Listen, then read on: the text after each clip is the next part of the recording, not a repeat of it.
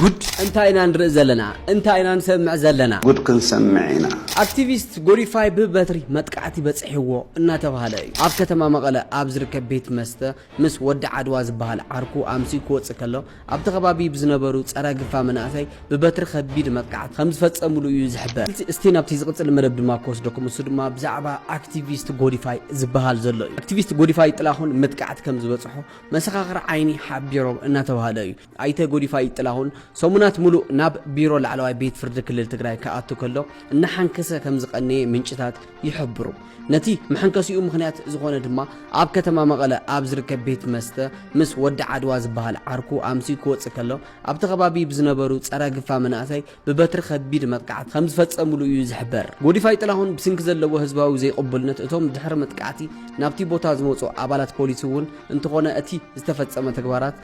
ከም ዝተሓጎሱ ንምፍላጥ ተኻኢሉሎ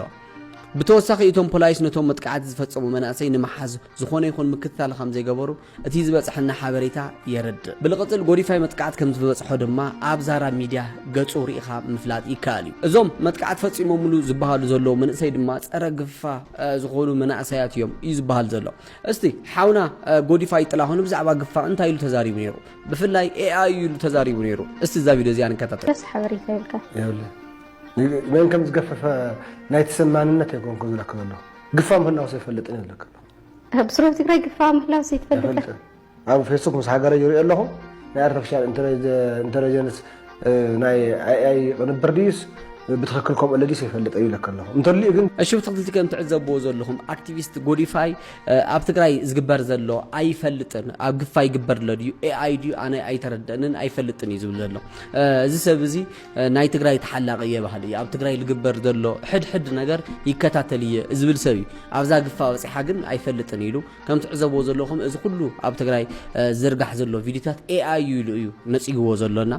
ብልቕጽል ሓውና ጎዲፋይ ሕማቕ ረኺቡ ዘሎ ገጹውን ኣብ ዛራ ሚድያ ብትማል ዕለት ኣብ ላይፍ ዝገበርዎ ቃለ መሕተቱን ሪኻ ክትምስከር ትኽእል ኢኻ እዚ ገጽ ዝና እዚ ናይ ትማሊ ገጹ ድማ ከም ትዕዘብዎ ዘለኹም እዚ ይመስል ብልቕጽል ግን ኣነውዝ እንታይ ክብል ዝደሊ ሓደ